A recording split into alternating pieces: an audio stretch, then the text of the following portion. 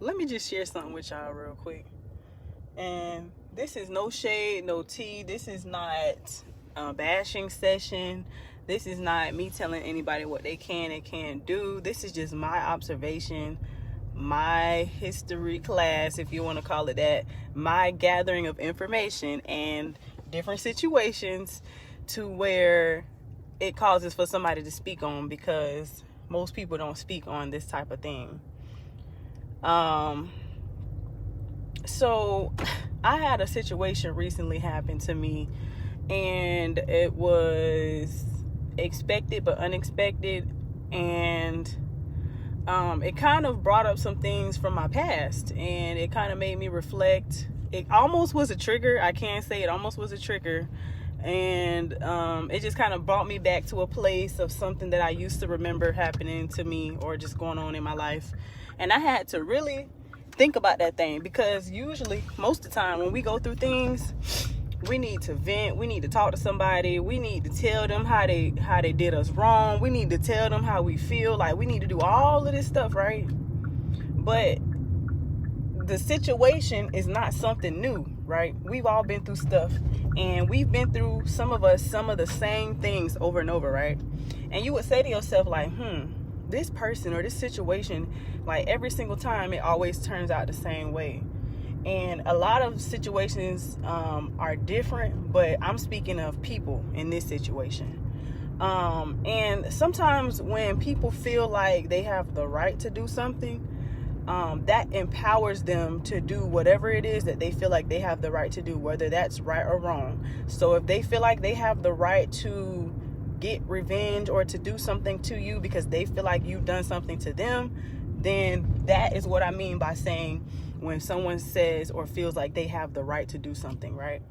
And so most of the time, individuals who feel like they have the right to do something have been through some type of trauma or pain, or some type of grief, or some type of traumatic experience or experiences that has caused them to operate in a place to where whatever I do, whatever I say is justified, because I have a right to be mad.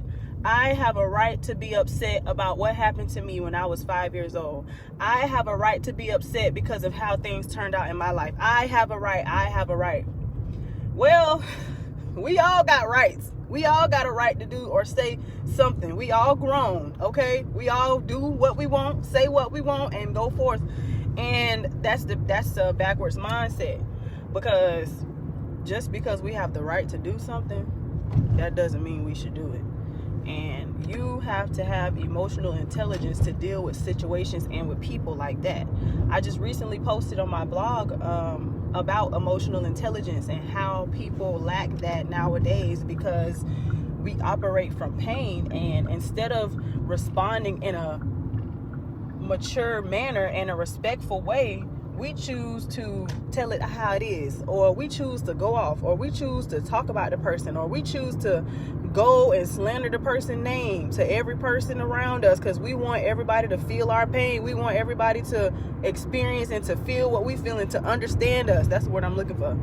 And like, you have to get to a place to where you can't operate from there, because just because you went through something, that doesn't mean that everybody else around you has to suffer.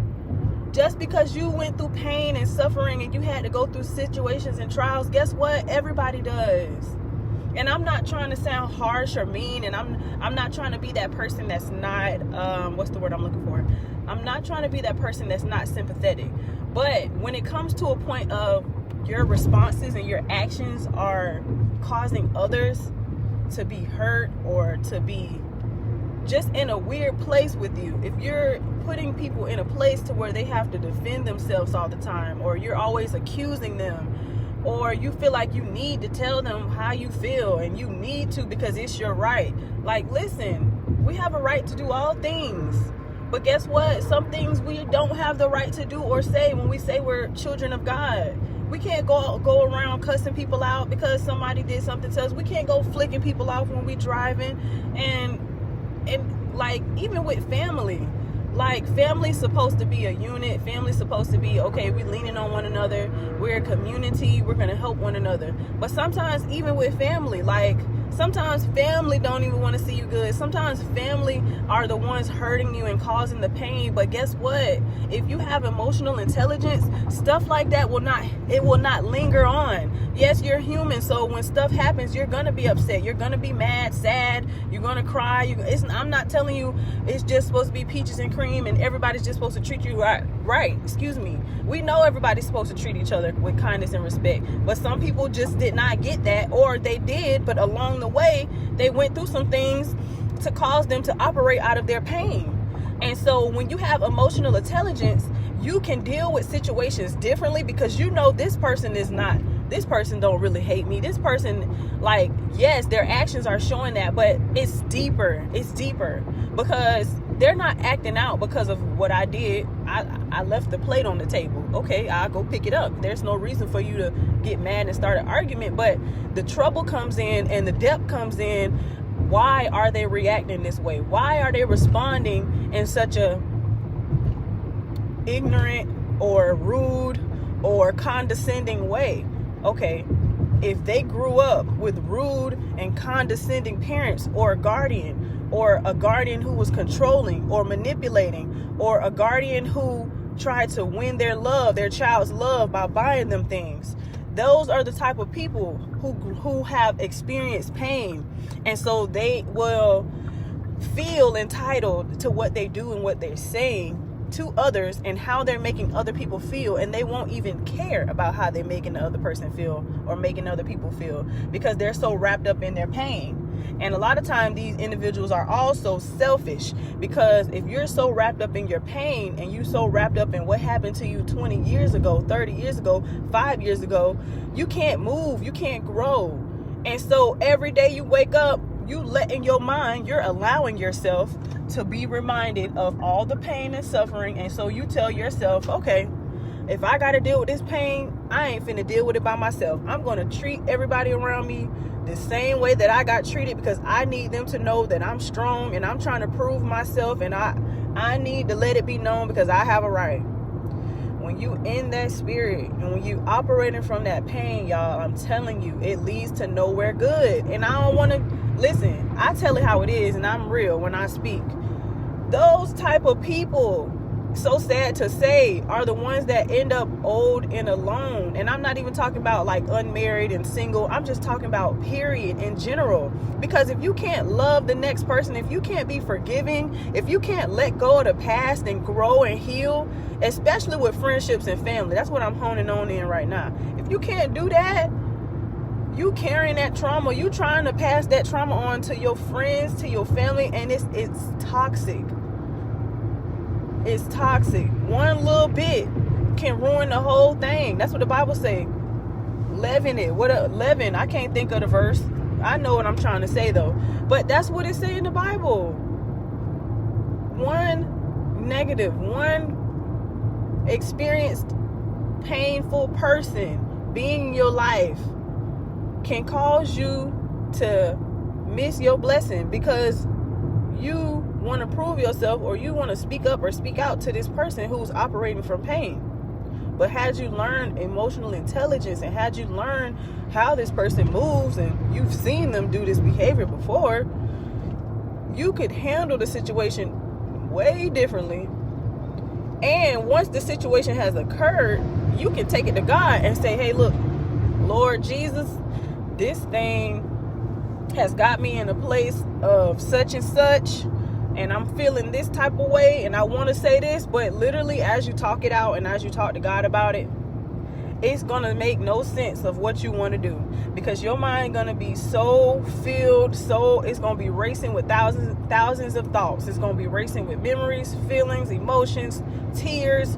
Every emotion you can think of is going to occur at that moment. But when you listen, when you stop and listen to that subtle voice that's telling you, don't say nothing back, don't do nothing back, because vengeance is mine, says the Lord. So if somebody do you wrong and you did nothing to them, but they want to treat you wrong, you don't go back after them and try to prove to them that you got the lick back, that you got your lick back. Let God get the lick back. And I'm not the type of person to, God get them. I'm not that type of Christian. I'm going to pray for you. when you do me wrong, I'm going to pray for you, because you don't understand that you're messing with a child of God, and you don't understand that God see everything, and you're not going to get away with what you said or what you did or what you told those people about me. See, I don't have to fight my battles, because God prepares a table for me in front of my enemies. And every single time I feel defeated or I feel down, God raises me up, and he shows every single person who has doubted me, he shows them that he is mighty and powerful and strong, and he has the last say so. So it don't matter how you view me, how you feel about me, what you think of me.